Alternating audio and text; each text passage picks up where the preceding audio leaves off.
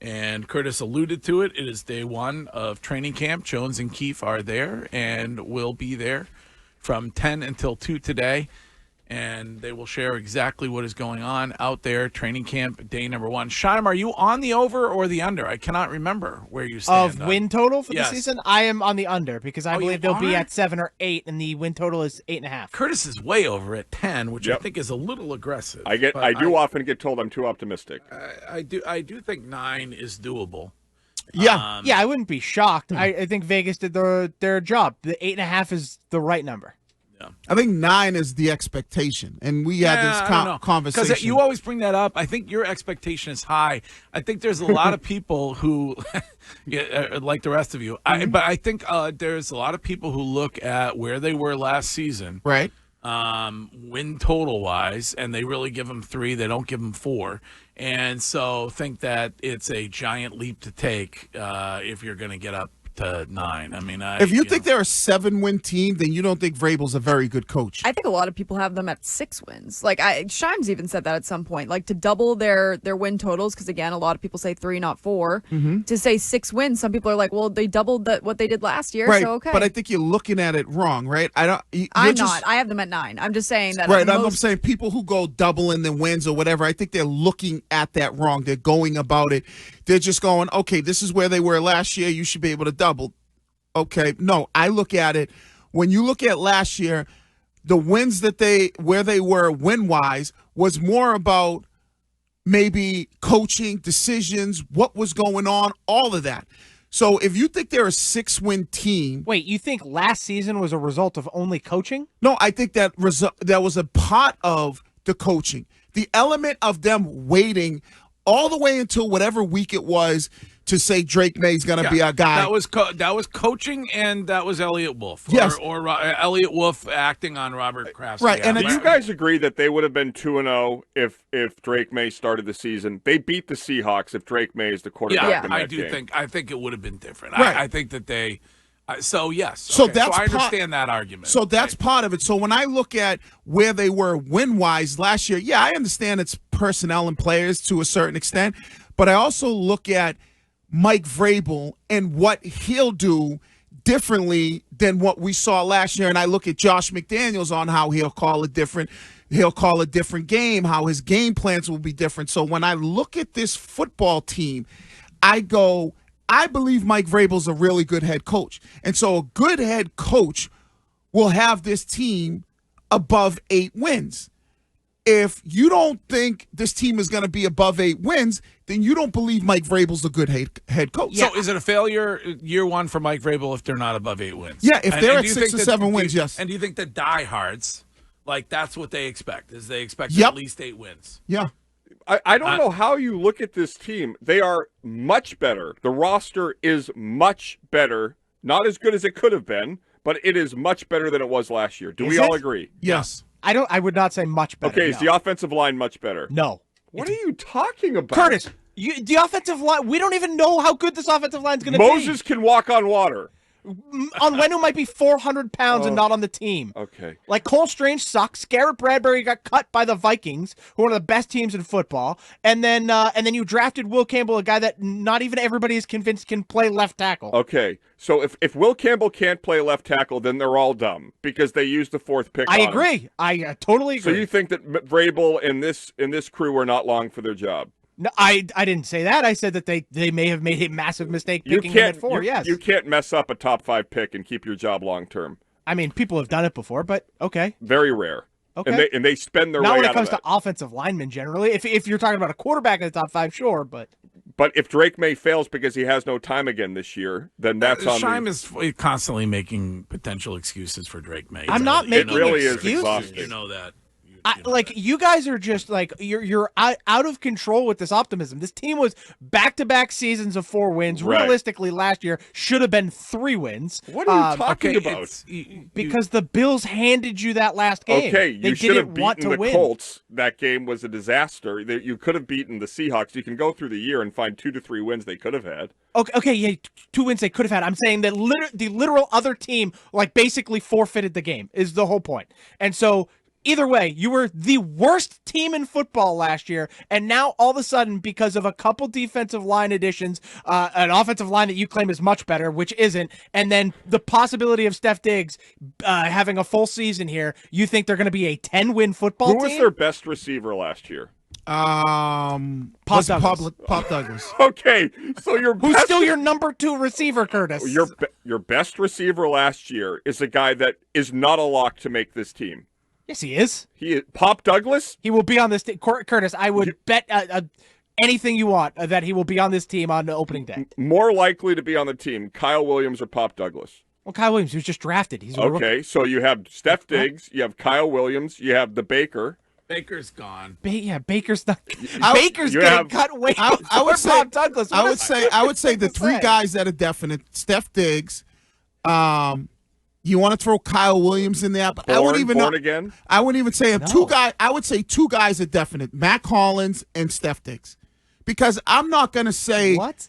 Because I'm not going to say a 3rd rounder is guaranteed to make the team if he's not. Pop Douglas is absolutely on this football team. I'm not saying he won't be, but I'm just saying if I had to pencil in 2 guys right now, because remember, Pop Douglas. Well, Matt Collins might start on PUP, so that takes away one of your guys. Right, so but somebody else. Okay, so I would say Steph Diggs would be the only guy I would pencil in for me personally, because I don't know how Vrabel's going to feel about Pop Douglas.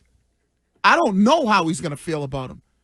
I don't know how Vrabel's going to feel about Javon Baker or Jalen Polk, guys that he those didn't guys draft. could get cut. Right? Yeah. Kyle Williams, okay, I guess. And here's your offensive line for last year.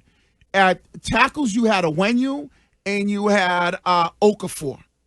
This is week 1. Guard, you had Robinson and Michael Jordan and Andrews at center. Not that Michael Jordan. No, not that Michael Jordan. And when you look at this year's O-line. Not the one that was in Sinners. Campbell, Bradley, Onwenu at his natural position, which is guard, Moses. And the only one I agree with Shima is I'm not sold on Cole Strange, but I think the rest of those guys are a much better upgrade than what you had last year. Right. Yeah. So I look at this Much better upgrade? Yeah. Well, how? Because Cole Strange is the 4th overall pick. No, he didn't. He just explained who it is, Curtis. No. So All right. stop. He did for Keep your week mouth shut 1 while I'm too. You talking didn't away, even have please. Andrews for most of that season. Well, no, I'm just saying week 1 Yeah, I did it. So Will Campbell was the 4th overall pick. So last year you had Okafor and Onwenu at tackles. He is, or projected to be, much better than those guys. I disagree. You could have the exact same problem you had with Onwenu last year, where Onwenu should have been a guard and Will Campbell maybe should be a guard. Here's what I'll say. If that's the issue, then I blame Vrabel and Elliott Wolf in the scouting department for wasting the 4th pick on a guy who was a guard. Uh-huh. This is Sam from Maine. Hey, Sam. Hey, good morning, guys. Thanks for taking the call. Of course. I have to agree with Shime on this one, and the reason being is, A, this football team has not proven anything to us in the last few years, other than that they are below average. And all the additions on the offseason, albeit the coaches and our draft picks, are all well and good, but we haven't seen them play. We can sit here and say we think they're an 8 or 9 win team or better, but we just don't know. And fact of the matter is, they're coming off these terrible past few seasons. We have to just see what this team can be. On paper, they may be a little better coaching-wise and player-wise, but realistically speaking, we have to sit in the middle and just be like, this team is better on paper, but they may win a few more games than they did last year. Thank you. Okay. Yeah. I mean, I think the people that do this for a living, that have to be right and are gauging the success or failure of teams, think they're twice as good. Their win total last year was 4. Their over-under is 8.5.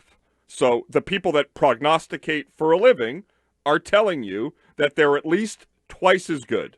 Yeah, I would agree. And that's what I've said all along. I think they'll win 7 or 8 games. So then, if by saying just they doubling win, their win total. right, so they're twice as good. Winning 8 games is not far away from winning 10. Okay. Several texters are upset that you're completely leaving Kendrick Bourne out of the discussion. I don't know what Kendrick Bourne is. Like, that's the thing. It's a new coaching staff, right? Kendrick Bourne was good 3 years ago.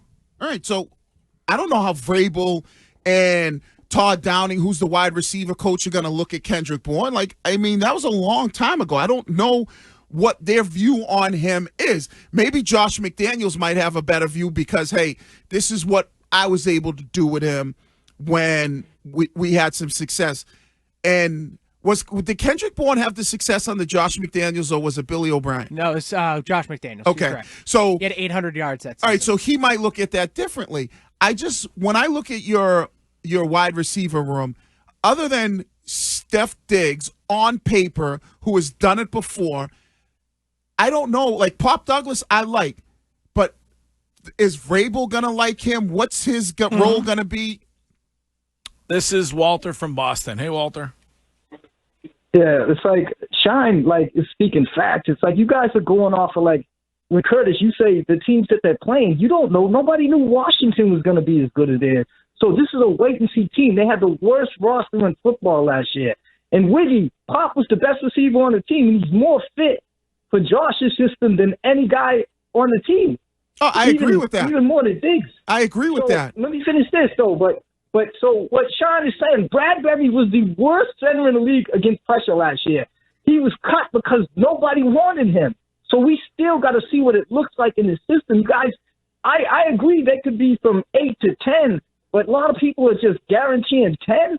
Like, I heard you guys earlier say Pittsburgh ain't going to be nothing like Rodgers. Rodgers was really good at the end of last year. Oh, come so on. these teams could be better. Rodgers had to beg a team to sign him at under $15 million. The guy is wild. Curtis. We'll see then. You guys are always right, Sean. Curtis, I never seen a dude who's more always right than you is. So Walter, I'd ask this question, Walter, before you hang up. I'm going to put that on my bumper sticker. How many wins do you have him at? And because if you go, I think on the call starter it says 7 and 9. But he said, "I want to ask you this," and then you hung up on him. I didn't touch it. My hands aren't even close to the button. Right, because Greg, I'm over here on News Boss. Did they slip? Maybe. No, I think he hung up. On the greasy hands. Greasy Nope, not even close. So one finger on the talk button, one finger on the Also, boss. Curtis, get it right. It was 15 M's that the Steelers are paying Aaron Rodgers. And Derek, that was not a call for you to join us. And see, Greg, the issue but I look have. at their start of the season, Wings. Raiders, Dolphins, Steelers, Panthers, Bills, Saints, Titans, Browns, Falcons. Right. You should win the majority of those games. Last year, I believe they were not favored in a single game. Is that correct? That is correct. Yep. So you're going to be favored in the majority of the first half of the season games. That is telling you your roster is dramatically improved, along with the people you're facing stink. That's great, Curtis. So even if you win the majority of those games, that's 5-4. You then also face the Bengals, Bills, and Baltimore Ravens coming up shortly thereafter, and that's 3 losses. They have the blueprint to beat the Bengals. See, I always look at that's in week 1, Greg, Curtis, when they're not going. Greg, here's the problem I have. How great would it be if Saban got an NFL job before Belichick? That would be hilarious. Here's the problem I have. When people go, well, I see them being from 7 to 9. All right. Give me a number of wins, right? Don't be like, oh, I see them being from 7. I think 9. I think 9 is fair. And that's what Curtis is a little aggressive with 10, but I love the enthusiasm. But I would say if you held a gun to my head and said, how many wins, I would go with 9. Yeah. If they get, and that's why I said, don't give me the 7 and 9 or. Shine, what's your number? 8.